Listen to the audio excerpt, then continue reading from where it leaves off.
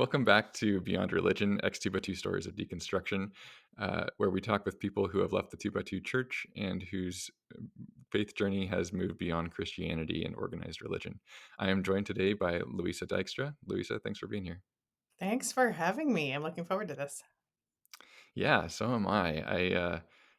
I don't know anything about your story, so I'm really excited to dive in and hear all about it. To start off, I like to just ask people how they describe their current beliefs, and how does that look for you?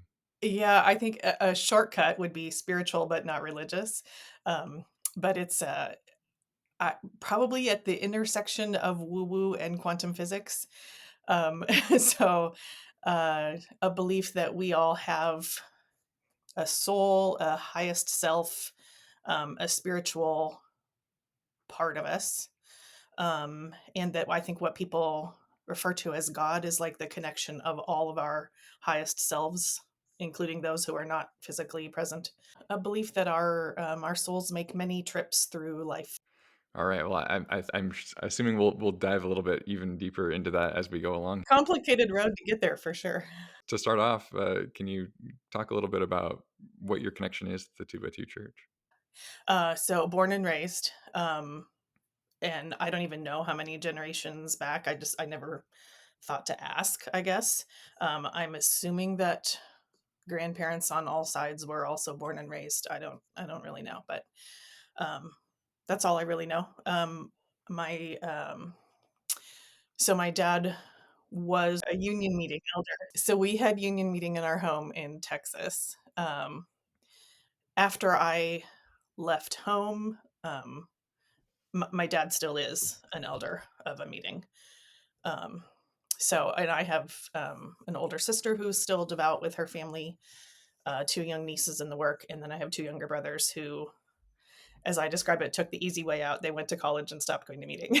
And I say easy way out, like it wasn't as complicated um, as like I was an adult with a family when we made the decision to leave. So You mentioned you don't know how many generations back your family goes, and I think that's pretty common. We don't always keep track of that, but it's funny how we can be sure that it doesn't go back more than like 5 or 6 generations. It's like this the back to the shores of Galilee thing, but we can never figure out how it gets past the 1900s.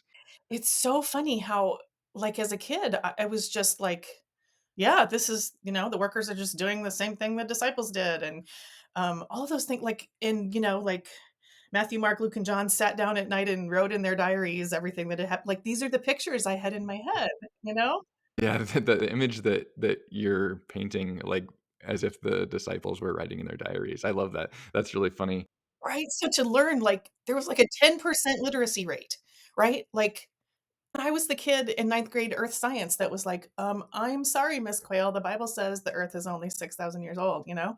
I'm Oh, like, wow. oh, if I could go back and apologize for being that kid, but Right. it is what it is. You grew up in Texas? Is that where your childhood was? We lived in Texas until I was 9, and then we moved to South Dakota, which is where both my Gotcha. parents were originally from. What was the kind of early childhood, like in terms of, the church? Um, it again, it's like it's all I knew, right? So, it wasn't particularly cold in Texas, but I do recall occasionally when it got, below freezing that we would wear pants to school, I think. But I think that was only like when I was really young, and then we didn't anymore. So again, like, was there a conversation? Like, I don't know. Um, we lived on the same block as our elementary school. So I'll like when the workers would stay, I can remember being walked to and from school by the young brother workers. And then when we moved to South Dakota, my it was when my grandfather had passed away and my grandmother moved in with us, and she had been running kind of an in-home nursing home for retired workers. So we had one retired worker that lived with us as well. Like, I can remember that through, like, I don't even remember what age was I when that wasn't a thing. So much of it is just Mhm. foggy. Did you profess, at kind of the standard age. Yeah, convention, I don't know, 11, 12, something like that. Um, I remember asking my mom on Saturday night, "Is it okay if I profess?" And she was like, "Oh, we didn't really expect you to ask. We just expected you to do it." But maybe I'd heard from friends that like some of them had asked, or I don't know. It's interesting to look back and um, you do get lots of positive attention at that moment. But it was very much a like, you have to do this to go to heaven kind of thing. Never questioned it. Going into your teens, did you kind of follow the rules? Yeah, I was a very uncomplicated kid, I think, until I went to college. But yeah, I didn't really have, I mean, I was involved in theater in high school, which I think um I don't know if all families would have embraced that. Right. Um I do remember again, like freshman year show choir, part of our uniform was a string of pearls. And I was like, can't do it. So I was the only one on stage with the like, oh, there's no pearls on her dress, like whatever. Um, so and I'd be in part of a service group and we'd host a dance as a fundraiser. And obviously I wouldn't be out dancing with people, but I could like go and like make popcorn or whatever. Right, right. Um, at prom, I was one of the kids that volunteered to like make sure everybody was in line appropriately for the big like I was kind of like on the fringes of the stuff. It sounds like you were as close as you could be while still maintaining like that line. I would say I was devout. Is there anything, up through high school that you think is something that you want to mention in terms of, experiences or anything like that? Yeah, it's really it's interesting to me to look back, all these things that I just took for granted. Like there were so many things that I took in as, I don't agree with everyone else who goes to meeting on this politics, whatever. But I always absorbed it as, this is not like, the way is not imperfect. It's the people that are imperfect. Um, I happen to have an uncle who's gay and was out in my childhood. And so, like, I never remember feeling any homophobia or whatever. That was just like Hmm. something that the people in the truth were wrong about. Um, that surely that's not the way God saw it. Hmm. Um, and as I became more aware of politics and just more like, seems like Jesus is pretty clear about caring for the poor and stuff like that. Hmm. So it's kind of weird that these people don't always see it that way, but I guess so at anything that wasn't congruent was easily explained away by me as a, the way is perfect but the people are not kind of thing. That phrase did a lot of heavy lifting for a lot of us, I think. Uh-huh. Yes, what I just recently learning the phrase thought terminating cliche recently within the Hmm. past 4 or 5 years, whatever, and I was like, wow, does that phrase mean a lot? Coming out of high school, did you go to college? I did. Um, and like completely went to meeting through college. Um, found, like identified with the family that was the elder of my college meeting, just, was really close to them, and it got a little bit complicated when I got myself into a secret relationship with one of my professors. But, uh, that was my first like rebellious phase. Hmm. So it is, not to jump ahead, but I ended up bringing two husbands into meeting before we finally left. Not at Oh, the same wow. time, obviously, one at a Okay, time. But right. so that's just an interesting thing to look back on. Okay, well, yeah, I'm interested to hear more about that. Uh, so, in kind of leading up, even maybe even in high school or in college, uh, did you have many friends outside of the church that you were hanging out with? I did, and I think, I mean, there weren't a lot of people my age within meeting, Hmm. and also just from being in orchestra, choir, theater, I kind of had a friend group there, and one of my close friends, her dad was a Methodist minister, and so I had sort of a respect for them as good people, occasionally would have that, "Oh, like, it's so sorry that good people can miss the mark," kinda thing, but also with, knowledge that they were good people. Did you ever, like, invite them to meeting, or was there any kind of evangelizing on your part? I'm sure I occasionally did, and I just don't even recall, like, did they come? What did they think?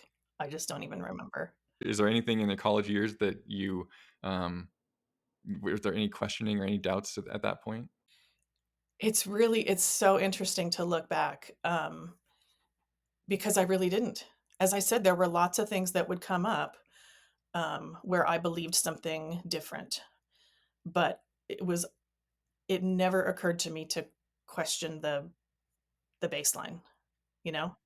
Um, which I think is why, again, not to jump ahead to the spoiler, but when we did decide to leave, like, I went through some major deconstruction. I didn't have that word at that time.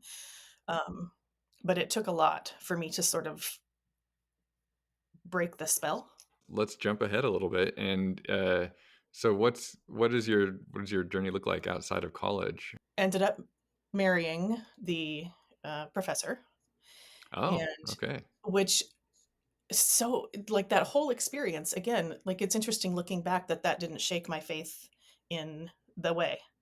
Mhm. Um, his dad, was a philosophy professor, um, and so I just, like, I really wonder from their perspective if they were like, "Holy cow, what is he getting into?" But also Jonathan's experience of coming to meeting with me, he was just like, "Oh, this I can relate to this." Like, people, talking about what they've read, like, he was a professor, came from a very Mm, intellectual family, like, he could mhm. relate to people talking about what they've read and learned. So, um but the experience of, like, needing to profess and all that was kind of weird to him. So he just started, like, reading and taking part in meeting, and, like, how the workers handled that was clumsy. Not a healthy relationship, as you can maybe imagine from the whole start in secret and the, power dynamic and whatever. But anyway, so um, that marriage blew up dramatically after about 5 years. It was interesting just going through that marriage, knowing at times, like, this is not good, but Mm, also, like, you don't have the option to get out. right. It's you like, divorce is not a thing. Um, and so it took a physical threat for me to kind of wake up and say, "Oh, I think maybe I'm allowed to leave in this case." Um, and that include like, he was actively in the middle of an affair, Oh, geez. and even that didn't make me leave. So, Right, although it did work out that I felt like that gave me the out once I decided that probably I needed to leave. Just going through that whole experience with my meeting, you know, right. and me feeling like, okay, I'm 28, 29, and single again. Um, and when I started feeling like maybe I don't have to be single for the rest of my life, um, and the people in meeting being like, what? No. um, anyway, so that I ended up relatively quickly dating someone who I had worked with and been friends with for years, whose wife had passed away while we were working together. And, never would have imagined us being romantically together. But because we knew each other well when we got together, things happened pretty quickly. He had moved to Spokane, Washington. So this was my first experience with, oh, the way is supposed to be the same everywhere. Right, so you had moved across the divide over to the West Coast. Yeah. Yeah. So um, we started going to meeting when I moved there and we got married. So, we went to meeting a couple of times before we got married. So the funny thing is, when I was visiting him before we got married, I was, of course, welcome to take part in meeting. Right. But once we got married, it was very clear that I would Mm. not be welcome to take part. Um, so we stopped going. And then just circumstances, like 8 months into our marriage, we moved back to Iowa, where I was welcome to take part in meeting again. Oh, So, like, man. huh? But again, dismissed it as, the way is perfect, but the way that humans carry it out isn't always perfect. Sure. Um, so it and this so second husband was like, "Yep, whatever you believe religion wise." So was a preacher's kid, is a preacher's kid, um, and his parents were like, "Yeah, as long as you go to church, we don't care where it is." And he was very much like, "Yeah, I'm going to be a part of whatever. I'm all in on your life." And so um, he stood up at convention when they asked who wanted to be baptized. He hadn't Okay. He hadn't professed, professed. Right. right? But he was like, "Yeah, you're asking who's in. I'm in. I'm all in." Right. Right. So again, the way that they handled that was a little clumsy because it Yeah. didn't fit the norm, but we continued. So, two things that sort of woke me up, I would say. Started having kids, brought the kids to meeting.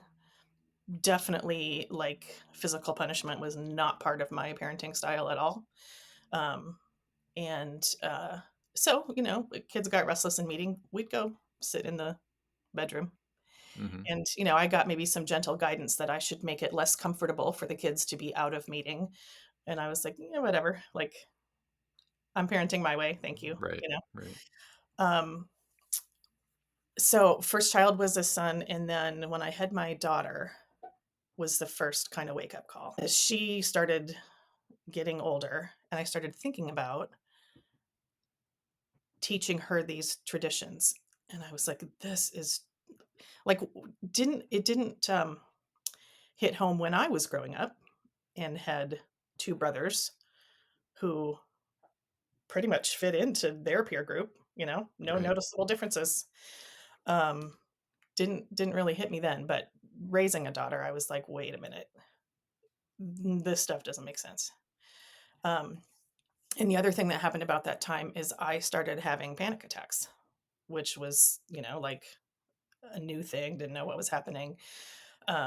Saw different providers about it, but I ended up, a friend recommended an energy healer, which would have been like crazy. And yet there was also something that when I got that recommendation, something clicked in me like, yeah, that's something to try, you know?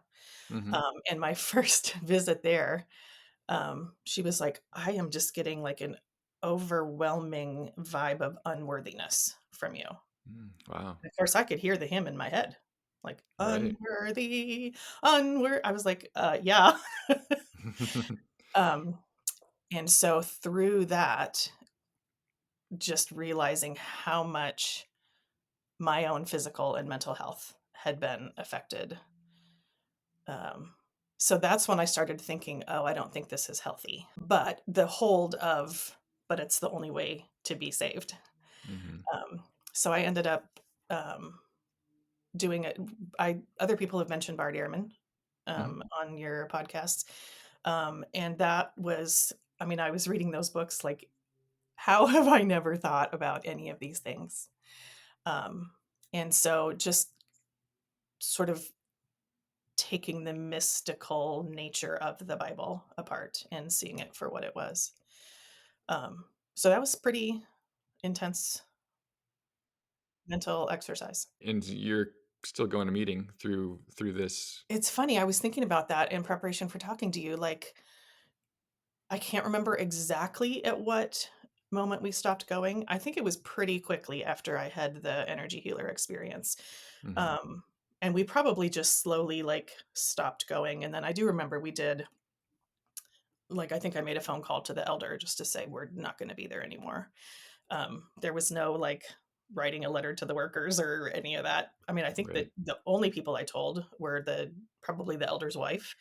Um, and then obviously I wanted to let my parents know. What I remember about that conversation, that was probably later in the process because I think I had done a lot of deconstruction, for lack of a better word, like seeing it for what it was. Mhm. Um, and so I just was like, again, I probably just talked to my mom. I don't even remember if dad was there. But I knew the message would get passed on and just said, I need you to know that I just don't believe the same things you believe anymore. But I need your love more than ever. And to their credit, they were like, okay. Mhm. And so, I feel like our family relationship has been strong. Um, Now, I also, that was 15 years ago, and I've never publicly talked about it. Again, I'm talking myself in circles back and forth a little bit, but I had an awareness that this is an unhealthy system for me, and I do not want to raise my children in this energy. Um, and yet, when everything started coming out a couple of years ago, I was just horrified that I had never thought about the harm that was coming to everyone else. Um, and I do have a belief that we all get to pick our own journey through life, and I don't need to control anyone else. But so anyway, where I am now and why I'm comfortable talking about it is just that the harm that the system is doing has become more important than protecting my family's feelings, I guess. If that makes sense. I can echo a lot of that in my own experience as well. When you had that experience of, realizing that this was not a good fit for you, uh, your husband was also taking part and, you know, mostly bought in, to a certain degree? Yeah. Um, so I would read a book and then I'd be like, "Honey, read this." Mhm. And thankfully, he was willing to read anything I handed him and was like, "Huh, huh."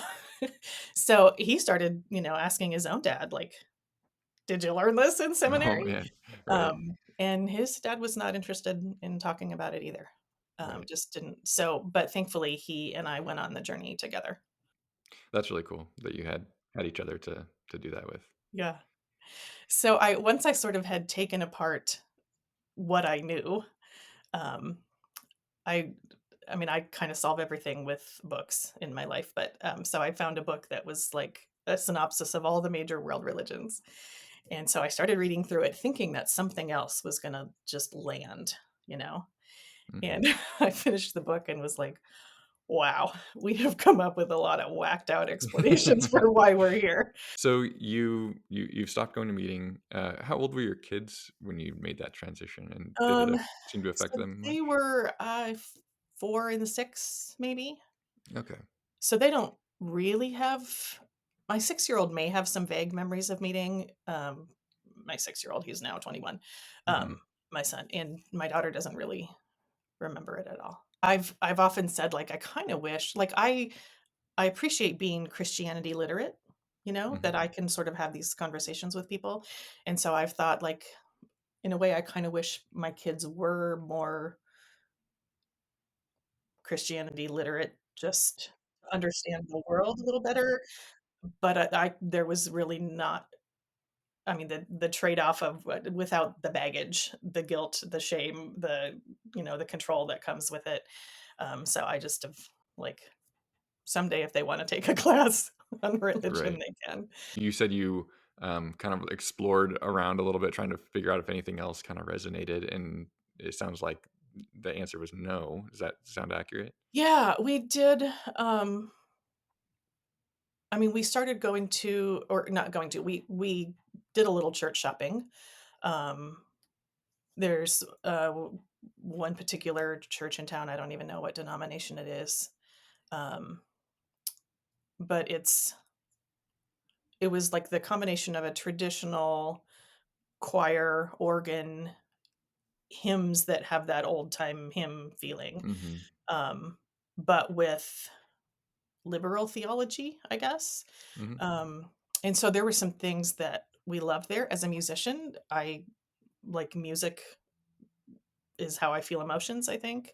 Mhm. And so, like, I loved the idea of learning modern words to old tunes and harmonies and whatever.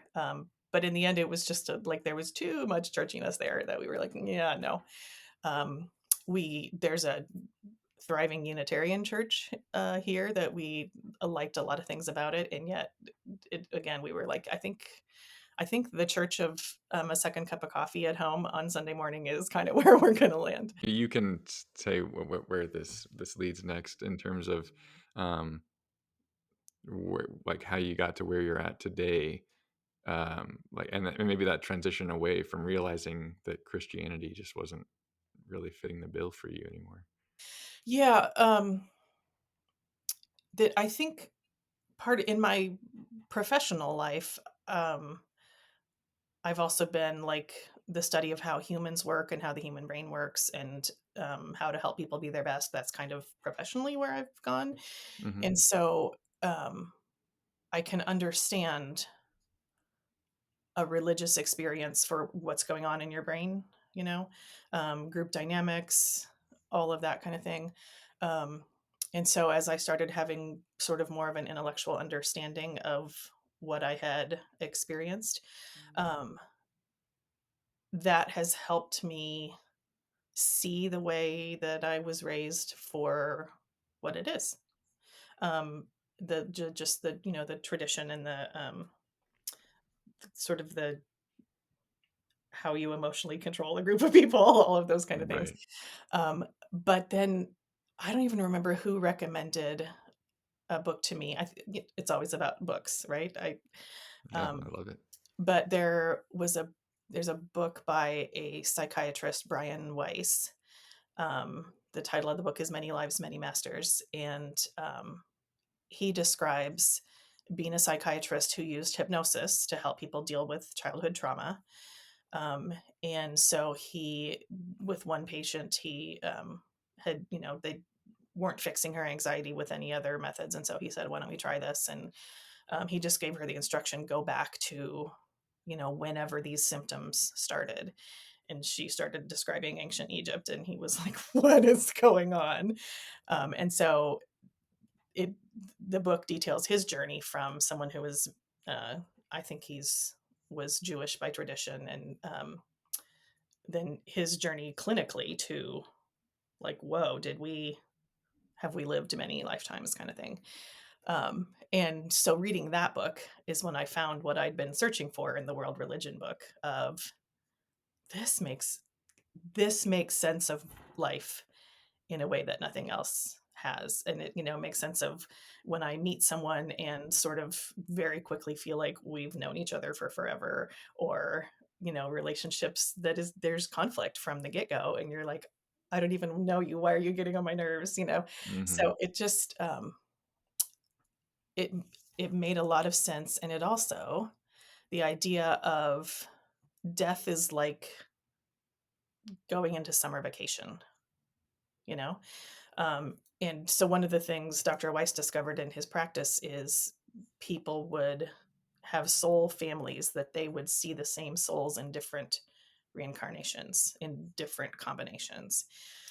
So of course I experimented with my own, like, well, let me do some of this regression stuff. um, and it started making so much sense of the relationship with my parents, with my ex-husband, with like just those relationships would just calm in my mind, made sense of in, oh, so if that happened in a previous life, this is why we're relating to. So I'm not attached to anybody else believing that, Hmm. except for the fact that it has given me so much more peace in my life. It just completely changed how I view death. How we view death is kind of the defining trait among all levels of belief, right? Like, it seems like it always ends up, that's what it points back to, because we're these anxious primates trying to figure out how to make sense of Like, what we're why am I here? experiencing. Yeah, And what happens after I die? yeah, I think those are burning interesting. questions for all humans. Are there any practices in your kind of day-to-day life that coming to uh, that understanding about what you believe has led to? Um, there really isn't. Um, I think it affects how I relate to people, Mhm, and how I relate to my own purpose in life. Um, Kind of that belief is that our soul's journey over many lifetimes is evolving into more and more of a loving being. And sort of like if you use the summer vacation analogy, then each year of school you're progressing, you mhm. know? So the idea that you choose the people you will interact with in a lifetime for lessons that your soul wants to learn. Um, it just makes sense of so many things and just takes so much anxiety and conflict away. You had mentioned a book already, but is there any other um, yeah, sources that you think are important if somebody wanted to learn a little bit more? So Dr. Brian Weiss has written many books after that first one, but I think so that's definitely the one I would start with. But um, as I read more and more of the things he's written, which were just more and more of his patients' stories and experiences, this was the piece that I always was told I had, Mhm. and yet there was actually terror. Is there anything else, about your journey that you think is important to add in here to make sure that, people know about Louisa? Yeah, that's a good question. I was also, you ask like if there's any spiritual practices, and um, one of the things that's interesting is my favorite hobby is Broadway musicals. Um, and so at some point, someone asked me like, "Why do you think you love that so much?" And so just a couple weeks ago, I was in New York and saw Just in Time on Broadway. Mm, Um, and I was sitting there like this is my church. And it's because that like emotions are felt so deeply, and mhm. it's an experience of a group of people in the same place at the same time, and you can feel the energy in the room as everyone has this common experience, and the experience is like, let's notch the emotion levels up, not in a not in a let's build everyone's fear up so that we can control them, right? Right, But right. let's just all experience as much joy as we can in this communal setting. I think that's why I love them so much, is it's such a contrast to like feelings are always to be controlled and muted and not trusted, and you know Yeah, just the for the sure. whole idea of you can't trust your human brain. That's probably the biggest thing that I have detoxed from, Mm, is my human desires are my purpose in life, you know? And right. I think when our human desires turn evil, is because they've been repressed.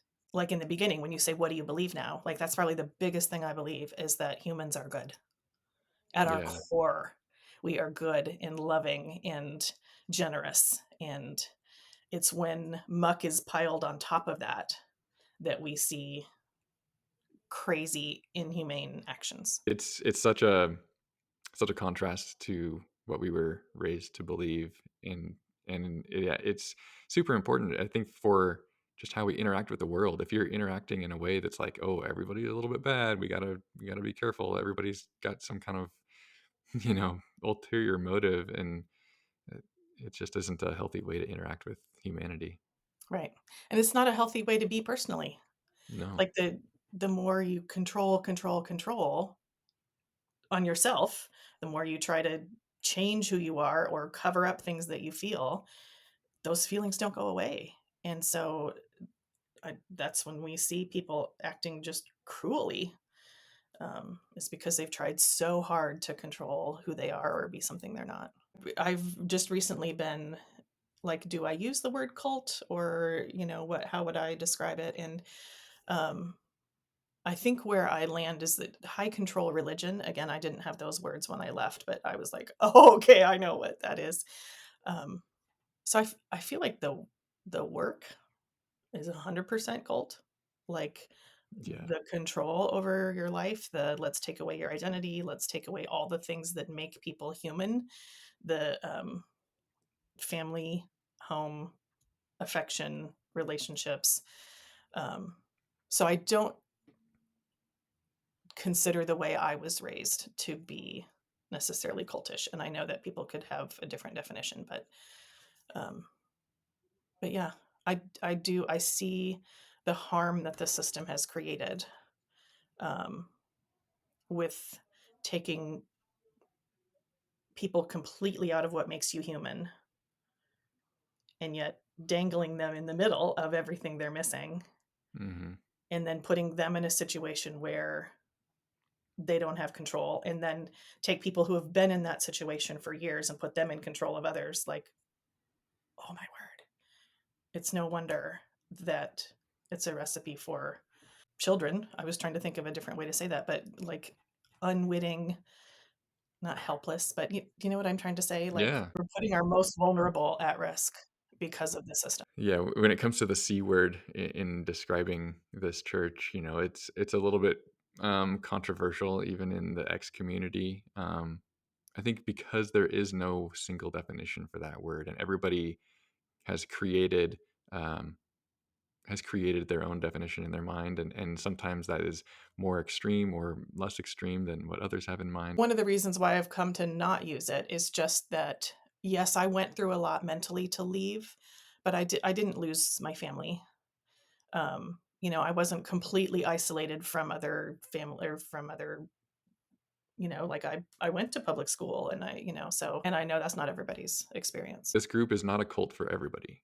Everybody experiences it differently, and some people, as we know, there's people right now who are experiencing it as the greatest way to live on Earth, right? And other people are experiencing it as a super harmful system that perpetuated immense, unfathomable abuse upon them. And so we've got this whole range that is is really hard for one word to really encompass. Right.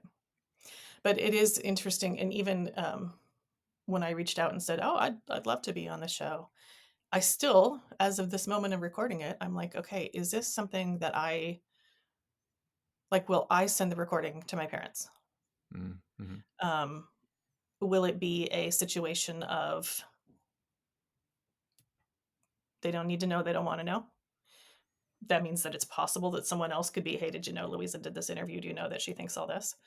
Um, do I say to them, hey, I did this recording? You don't have to listen to it, but if you want to, I'll send it to you.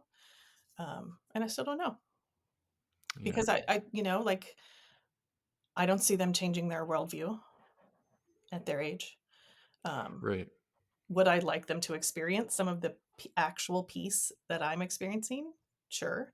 But it was not an easy journey and they're 50 years longer into it than Hmm. I was. So do you have, that's a question unknown as of this moment. There's no question that I'm comfortable, you know, putting the story out there, but it's just like, will I be proactive in sharing it with them? And Yeah, and it's funny because I don't think anybody, and I don't think you would send it to them in a way as a means of being like, you need to change. I think this is really an opportunity for them to just see see who you really are.